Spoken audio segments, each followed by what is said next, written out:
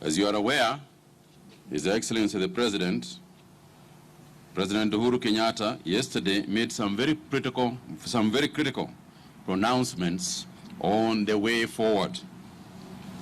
First, not to repeat, but just to highlight that movement in Eastleigh, Nairobi, and Old Town, Mombasa, were lifted. And this lift of restrictions also applied to Kwale and Kilifi counties. Now, it is important for us to clarify that these actions do not mean that the areas that were affected are now COVID-free.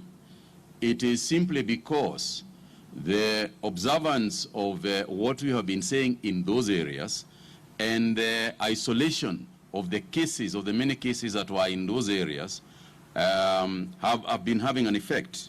And consequently, the number of cases that we pick from there are less and no more than other areas. And that's why we said that those areas, that's why the President ordered that action. But I repeat that it is not that the transmission of the virus in those areas has slowed down. And I want to appeal to the residents of the 4 areas not to become complacent and abandon all the containment measures. Any behavior to the contrary is likely to roll back the gains that have been made so far.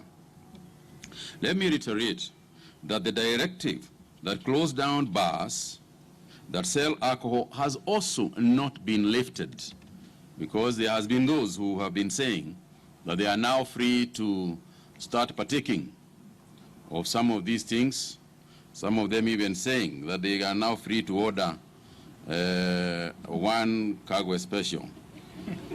I would like to clarify that that is not the case. And we have also noted that various facilities opening for business and selling alcohol are on the increase, particularly in some estates in Nairobi, in Westlands, in the Kilimani area. We have taken note. And I would like to propose to the owners of those places to quickly, very quickly, follow the directives that we have given. Otherwise, if you are caught selling alcohol, opening a bar, your license is likely to be withdrawn, and for that matter, withdrawn permanently without any possibility of reopening again. Fellow Kenyans, you will also recall that the President reviewed the dusk to dawn curfew timings that have been in place for the last several weeks. This again is to allow for both employers and employees to have a full day of work shifts. We still continue to encourage those who can to work from home. And I think there is a good development here where some people have developed such a good way of working at home that is likely that that is how they are going to continue working even post-COVID. So we would like to encourage the use of technology. We would like to encourage as many people as possible to continue working from home. But in the event that, for instance, you are in Kazi kwa Mitaa and other areas that we have allowed, it means that you are able to give a bit more time to work, and hopefully that has an impact on the economy. It will also allow those who are in marketplaces, provided that they are following the protocols, to be able to sell a bit more mamambogas and so on and so forth, to increase a little bit the activities that they are doing. And it is important for us to reiterate that this is being done on the understanding that Kenyans are now aware, on the understanding that we comprehend and we will be following these rules. Because the escalation or de-escalation of the measures purely depend on what happens when we loosen a little bit. It is that understanding that we now have a partnership between each other, between the government and its people, between the people themselves, in between families. It is on the understanding that we understand what is going on around our country, that we are able to make people take more responsibility. Because the more we open up, the more responsibility is given to Kenyans themselves. So I want to emphasize on the importance of individual responsibility in this fight. As we consider opening up more and more, it will be important that every person plays his or her role in the quest to limit the spread of the infections. It is now close to 90 days since our first case, and in that period, we are now better informed about our individual responsibility in this campaign. And I would like here to thank those in Nyumba Kumis, particularly upcountry in the rural areas, who have taken a very serious attitude about new entrance into the community, a new entrance into the counties, and reporting any case, particularly the cases of individuals who have traveled from epicenters of the disease, such as Nairobi and Mombasa, traveling up country. And I can tell you that they have taken it seriously. I want to thank the chiefs. I want to thank the sub-chiefs, chairman of Nyumba Kumi. You are doing a sterling job in informing the authorities and ensuring that you as a community speak to persons concerned and ask them to leave as quickly as possible. And that has been effective. And it is going to be even more effective when we start community health care, community care, and also more effective when we start quarantining in homes. Because it then becomes the responsibility of the Nyumba Kumis, the responsibility of families, the responsibility of sub-chiefs to ensure that those who are self-quarantining do so. It's because there will be those who will do so very effectively and very efficiently, but we are also aware that there are Kenyans who will not do that. So I would like to urge that that be the case.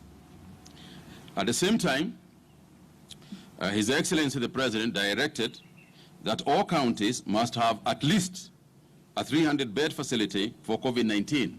Now, this doesn't have to be one facility. It can be divided into several facilities, but add up to a minimum of that amount. Now, I would also like to mention that this is a minimum. There are those counties who have already got a higher capacity than this, Mombasa being an example, that has already got more than 300 beds, and you'd like to continue to urge that this be the case. In Nairobi, for example, most of the facilities we have been talking about have been essentially Ministry of Health facilities, as in Bagathi and KU. We now want also to move to county, Nairobi county facilities, including Mama Lucy Hospital, and so on and so forth. So the Nairobi government, the Nairobi health sector is also been charged with the responsibility of ensuring that through the county health facilities, we also build that capacity over and above the government referral system. So today at our National Emergency Response Committee on Coronavirus, we proposed that the 47 county emergency response committees are to meet very urgently. As you know, they are shared by the governors and the county commissioners, that we urge them to take advantage of a 2-week period. Within the next 2 weeks, we accelerate and ensure that the directive of the minimum 300 beds is achieved, because it is very, very important that we do this. Otherwise, the extension in the time that the president gave, will not mean much. So we must make sure, as you are aware, we have dispatched money to the county governments. Originally, they were struggling. We have dispatched money, and we will continue to support. But I think that the idea of them being ready is crucial in the next phase of the management of this disease. And it becomes important because the numbers are not going down. The numbers are going up. Today, for example, is our highest ever report of 167 positive cases in the country out of some 2,833 samples tested. Now, it is also important for us to understand that this high number, is also as a result of extremely targeted testing. When you look at the areas that these numbers come from, you'll see, for instance, there is a huge number from truck drivers in Busia and the other border counties. For instance, Nairobi has 54 cases. Mombasa has 47 cases, while Busia has 28 cases. Now, in the case of Busia, we realize that these are essentially truck drivers, but we are also going to have government direct intervention in the Busia County because of the rising numbers that, that they have got there. But even the other counties are also increasing in numbers, including counties like Kiambu, now growing at 14 new cases, Uasin Gishu with some 11 cases. And there was in Gishu, the 11 cases come from Soy. Soy has got 5, Tabo 3, and there is a case from Kapsaret, from cases. So it's spreading in the counties, and this is why it is so critical that we ensure that counties begin to take responsibility. I think the test of a devolved system is going to be now, whether indeed devolution is going to work, whether indeed health as a devolved function is what it should be. I think this is a good test, and we are seeing a mixed bag of performances, with some counties doing extremely well and others lagging very far behind. So it is important that we all put it all together, and we have a general standard across the country, so that each county has got sufficient capacity. In gender terms, we still continue to observe that the male gender is taking a huge percentage of these things, of these positives. I think more so because, for instance, when you look at truck drivers, you know, almost all of them are male. And therefore today, we have got a situation where 125 of the positive cases are male and 42 are female.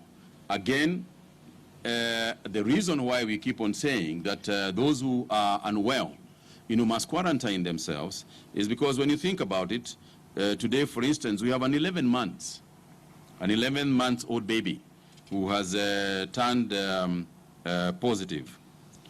In terms of discharges, today we have also discharged some 46 patients, which is a good number for discharge, but I wish we were discharging as many as we are bringing in,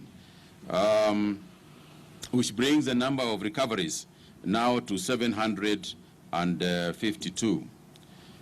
Sadly, we also lost one person, bringing the total of fatalities to 84. Fellow Kenyans, as we continue to combat COVID-19, I wish also to acknowledge the long-standing partnership between civil society, professional organizations, media, development partners, with the Ministry of Health against fighting another case and another serious disease in our country, which is cancer. Today, we celebrate the National Cancer Survivors Day, an annual event held globally to honor cancer survivors and to show that indeed life after cancer diagnosis is possible and can be fruitful, rewarding, and inspiring.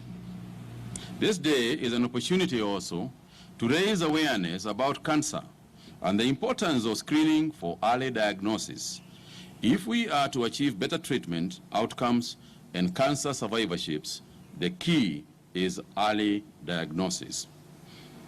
Our survivors prove that cancer is not all gloom and doom, and that indeed we can overcome cancer if we avoid risk factors such as tobacco, excessive alcohol use, as well as seeking health care early enough. As we celebrate life, we will continue to engage in addressing the ongoing challenges of cancer survivorship to promote resources, research, and legislation that will improve cancer survivors' quality of life in line with the universal health coverage agenda. In conclusion, let me repeat my appeal. We must be vigilant. We can beat this virus through solidarity, cooperation of the measures that we have given. We must behave responsibly to shape the story of this pandemic. By doing so, we will leave no one behind. Ningetaka tu, before I continue, I would like to invite my colleague, Dr. Kuti, just say a few words. As you know, Dr. Kuti, Governor Kuti is the chairman of the Health Committee of the Council of Governors. Dr. Kuti. Thank you, Waziri. First, I would like to start by thanking His Excellency the President. And I think all Kenyans, we appreciate the agony the President is going through to balance the lives of his citizens vis-a-vis the livelihoods of the same citizens. And I think the direction he gave is a balance to ensure that there's no explosion in terms of the way this disease will progress, vis-a-vis also some bit of activities in terms of allowing some level of economic activity, which is also a very, very important part of managing the whole of this situation.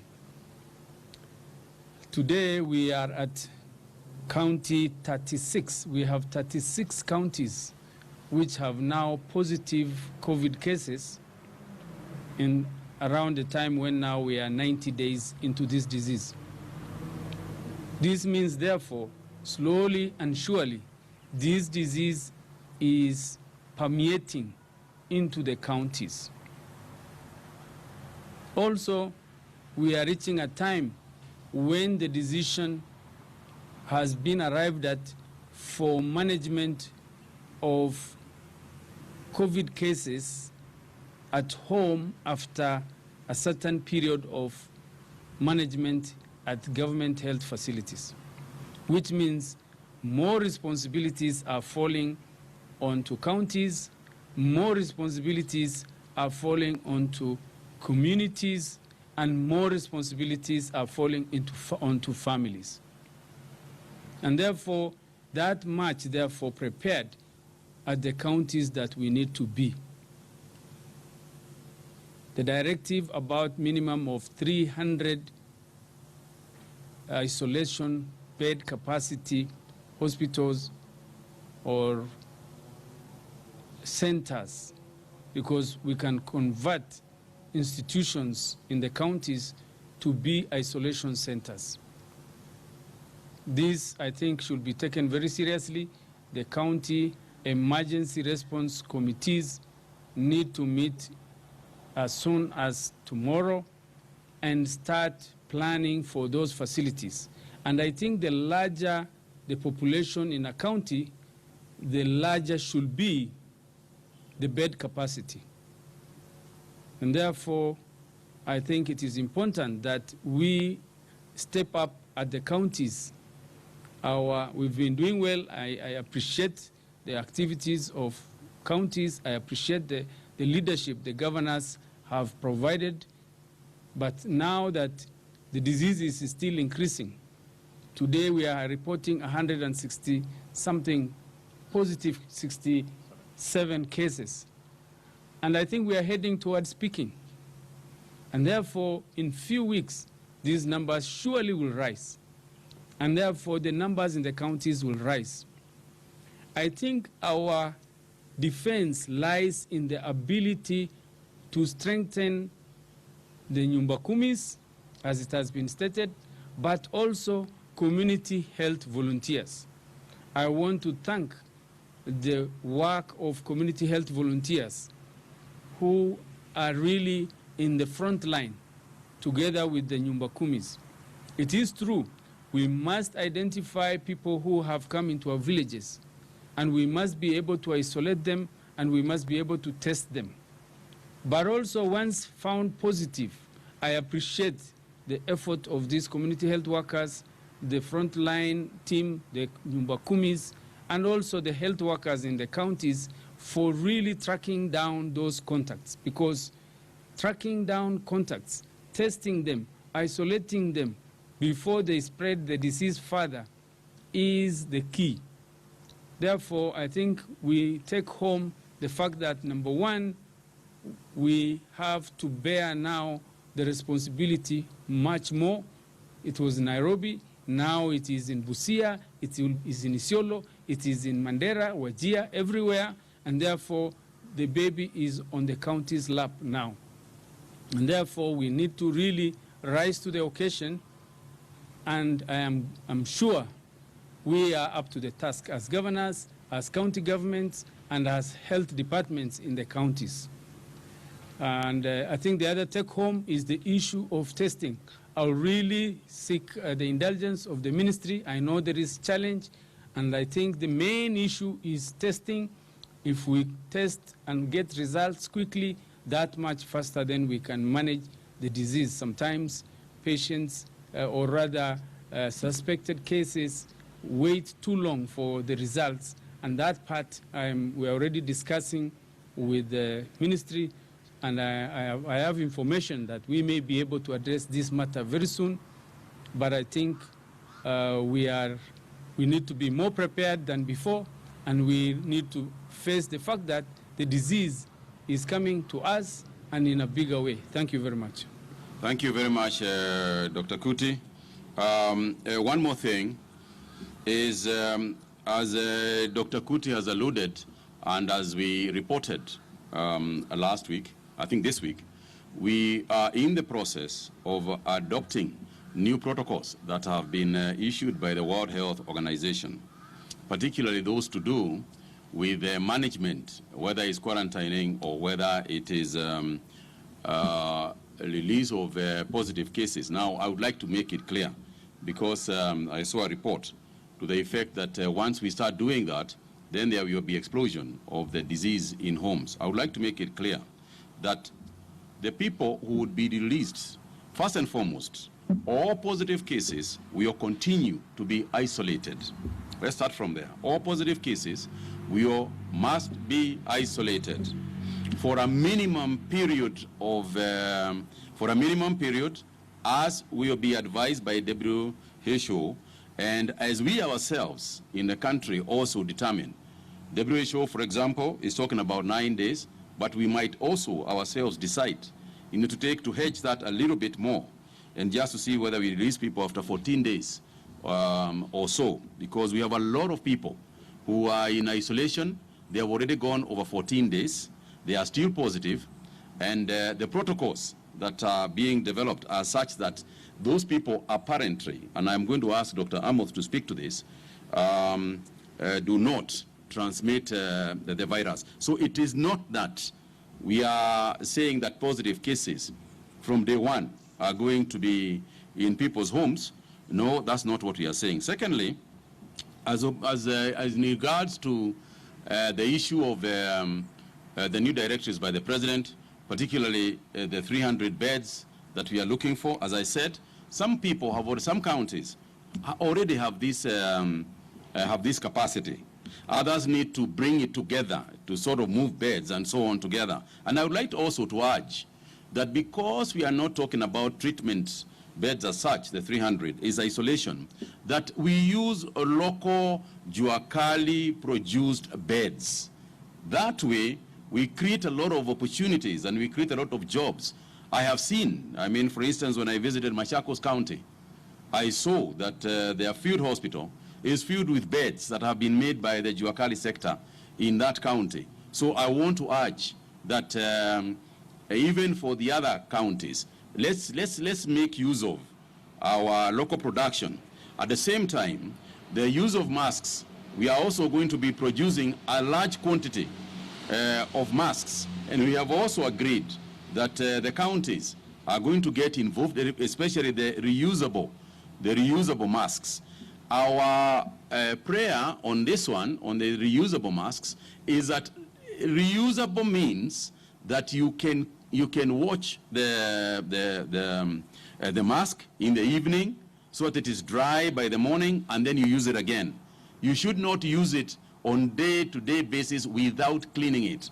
That's why it's reusable. It's reusable if you wash it. If it is not washed, then you're not using it, because the cleanliness, hygiene, when you've been breathing into something, then you need to make it clean. So just to highlight that one, and the issue of urging local production on the issue of masks, spreading the tailoring of the masks as widely as possible, because KEBS has already given directives on this one.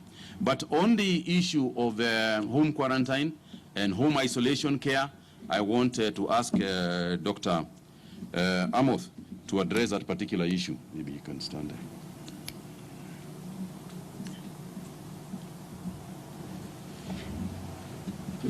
Thank you, Waziri. Thank you, Excellency Governor Kuti. The WHO, the World Health Organization, came up with new guidelines regarding home-based care and also how we discharge COVID-positive patients from healthcare facilities. If I could start with the home-based care one, home-based care is not a new intervention in the health arena. It has been used before. Remember, during the advent of HIV, when our hospitals were swamped with cases, we quickly developed home-based care guidelines, which went a long way in relieving the stress of the public health facilities specifically. And that we did with very good outcomes. So for home-based care for COVID-19, based on the WHO guidelines, which we are going to customize locally to suit our needs, one criteria is that you must have a COVID-positive report from the laboratory. Number two, you must be asymptomatic, or you have a very mild form of the disease based on the triaging by the doctors and the clinicians.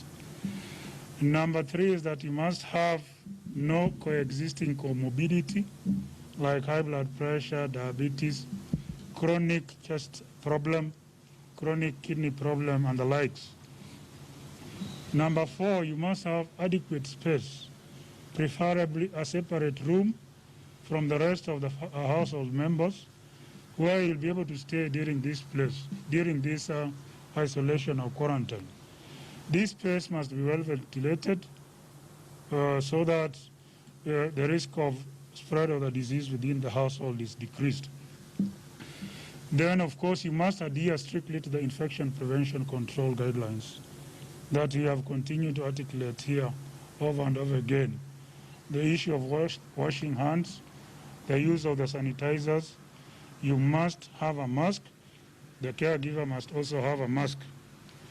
We will propose that no visitor would be allowed into that particular room where the person is isolated or quarantined, except the caregiver. Then you must, of course, have access to PPEs, like gloves. You must have access to maybe a thermometer to be able to check the temperature. Then working together with the healthcare community health volunteers and other healthcare workers within the vicinity, we'll have a plan for a referral in case your condition changes. So we must have an identified facility to which you can quickly be referred if you require further care. Of course, it is paramount that you continue. If you are taking other medicines for any other reason, then you may need to continue to take those medications. You must also have a proper waste disposal system and a separate linen and cutlery for use, so that as much as possible, the time that you spend with the rest of the family outside that your space should be as much limited as possible. So those are some of the highlights that we'll put in place before we roll home-based care. So it means, therefore, based on these parameters, that not everybody will qualify for home-based care. Because if you don't meet some of these preconditions, then it means you can only go for institutional-based isolation or quarantine. Before we roll out of this, of course, we have to take the community health volunteers and the other health workers through a training or a sensitization process to ensure that when we implement this, the people who are being isolated or quarantined don't pose a risk to the rest of the family and the general public at large. So it'll take a bit of a few days to maybe a week or two to be able to train the healthcare workers. The community health volunteers will be trained through an online module that is in place. So within the next 3-4 days, we shall have trained about 57,000 because it's just uploading that particular module. Then the rest of the healthcare workers who will provide oversight will also be brought on board. The other issue that came from the WHO in terms of guidelines is early release of COVID positive 19 patients from the clinical care pathway. Before, you remember, we used to keep people for 14 days, then we do the first test. If you turn negative, we do another one after 24 hours. But this test, in terms of PCR, it picks a particular part of the virus. But it cannot be able to discriminate whether this virus is infectious or not. So WHO reviewing the guidelines and reviewing data from other centers, and because we are dealing with more than 6 million cases of COVID positive infections in the world, we have sizable data to be able to infer from. Based on that, WHO now indicates that after the 10th day, even if you continue to secrete the virus, those are likely to be breakdown products of the virus that are not infectious. So in centers where even testing is not practical, therefore it means you could be released after 10 days. If you have been in isolation for 10 days, you don't exhibit any symptoms like cough, fever, or difficulty in breathing, you could be released to go home for home-based isolation and care. Again, under the same program that I highlighted under the home-based care protocol. Then the final thing that came from the WHO is about the use of masks. And remember us in Kenya, we gave an advisory that all people wear masks when they're in public places, which was against the WHO guidelines then. But now we have been vindicated because WHO has done research and has proven that in public places, use of masks or facial coverings can actually lead to a decrease in transmission of the infection. So it was a good at that particular time because we are facing a formidable enemy. Of course, you use any arsenal at your disposal to be able to protect your people. How good it is that now we have been vindicated as a country that we took this step. And probably this is one of the contributors to the numbers that we are seeing and the reason that our healthcare system has not been overwhelmed despite us heading to the 90th day of the infection. Remember, more developed countries, the Italies of this world, US, Spain, were overwhelmed as early as 40th to the 50th day. So we will continue to preach these very basic measures, and we appeal to Kenyans. Let's not tire. Very soon we'll be able to reach the peak, the cases will start going down, and together we shall overcome. Thank you. Thank you very much. Kwa hivyo vile tu ni kuongeza kidogo kusema vile mmesikia tunajipanga vile tutaanza kuruhusu watu ambao wana virusi lakini ambao wameangaliwa na serikali na madaktari na kuonwa ya kwamba hawawezi kuenea hiyo virusi, lakini vile daktari amesema ni lazima tushughulike sana na kujihadhari. Vile vile ni lazima kufunza community health workers wale ambao watakuwa na shughulika na hii maneno. Na ni vizuri tufanye hivyo kwa sababu tunajua ya kwamba wale watu ambao watakuwa na shughulika na hii maneno sana ni kina mama, ndio wako nyumbani, ndio sasa watahangaika na hii na wale ambao watakuwa nyumbani. Kwa hivyo ni lazima tufikirie sana, tusije tukatuma watu nyumbani ambao wana virusi ambao inaweza kumbukiza wengine huko nyumbani. Hapo ni lazima tushunge, na hatuwezi kutuma watu nyumbani tukijua ya kwamba wanaweza wataendelea kuambukiza hiyo virusi. Kwa hivyo ningetaka kusimamia hapo, niseme asanteni sana, na kama kuna mtu ana swali moja anaweza uliza.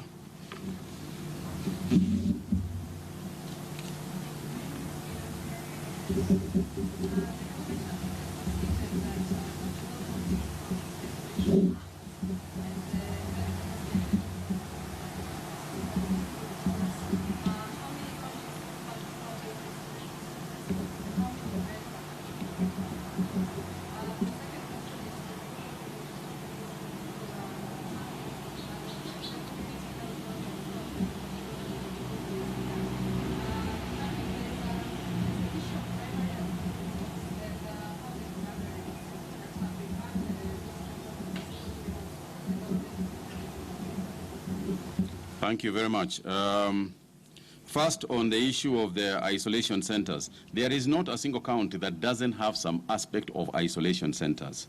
It is a question of beefing up and ensuring that they reach the number that we have proposed. As I said, there are some counties that already have more than the 300 bed capacity that we are talking about. Don't forget that we are also going to use KMTC, Kenya Medical Training Colleges, as part of that process, as part of the isolation facilities that we have where KMTCs exist. We are also urging institutions of higher learning, particularly those ones with individual cubicles, to also offer themselves to the county governments so that they can also be part of the process of community health care. It is very clear, we have made it very clear that we are not going to allow public gatherings. And I know that this is something that has been abused. It has been abused in funerals. It has been abused in political gatherings. It has been abused in pubs, in weddings, and so on. And we are urging our citizens that please, this is not something that we want to start again working on. As you know, what happens in this kind of circumstances is that we increase enforcement. And as soon as we increase enforcement, then there is an outcry that our police officers are not treating people well. So we want to do this on a mature basis, and simply avoid gatherings as much as we can. And where there is authority to do so, you have seen, especially in the institutions of government, you can see the social distancing requirements and the masks are there. But as much as possible, especially in meetings, we have urged that people meet on, have virtual meetings. So yes, gatherings are not allowed. We know that they have been happening, and we are urging our law enforcement not to take this sitting down and to enforce, irrespective, to enforce no gatherings irrespective of who is called the gathering. There cannot be two rules, and we are going forward to ensure that this is the case. Yes.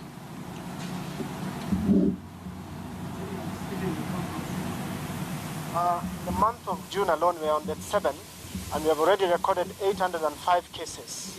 According to the ministry, is this the shaping of the worst month? And in Busia today, we've been told there were lack of reagents in Busia, yet it is recording increasing number. The caseload is really on an increase, and that samples are being taken to the MTRH. What is the ministry doing about the same? And of the 167 cases you've reported today, how many are from contact tracing, or are they new cases from mass testing? Thank you. Okay, it's a combination of both. It's a combination of both contact tracing, people in quarantine facilities, and as I said earlier, a lot of them also truck drivers on the border towns. As you know, those truck drivers are not supposed to be tested there. This is and I know that in today's NAC meeting, it was actually emphasized that nobody should be allowed to take any cargo from KPA before they have a certificate. And this is going to be applied by KPA, and we got confirmation today. It is going to be applied diligently. As I had mentioned last week, we know that there are some drivers who go in because they have a COVID-free certificate, drive the truck outside, and then give it to somebody who is who may very well be, even as far as from Mombasa, COVID positive. This is what has been happening, and this is why you see this Busia issue. Within the queues that you see there are also people with negative certificates, but who are unable to move their vehicles because of the double parking by people who are negative, who are positive, who have got certificates. They can't move because people who have not been tested are blocking them from moving. And that informs then the queue that you see there. We also have circumstances where we are holding certificates for people who came, they tested, they are in the queue, but you can't even trace them because some of them just left the truck and then disappeared. You know, are waiting until the certificate is there, but when the certificate is there, they are not checking to come and pick it up. And yes, we have had challenges of reagents, like I have consistently said, but we have not failed the tests yet. We have not been so desperate as to not test at any time. We have got shortages. We have got new reagents that have come in, even as we speak. So every day we are upping our game in terms of the people that we are testing. Today it was up to 2,800, the people over 2,800. But the issue of reagents is a global challenge across the world. And we will continue to try and beef up not just the quantity of reagents that we are getting, and we think that this is something that hopefully we resolve in the next few days, but it is also the question of where to test. And we also want to expand our testing capacity so that almost in every county, one is able to carry out tests.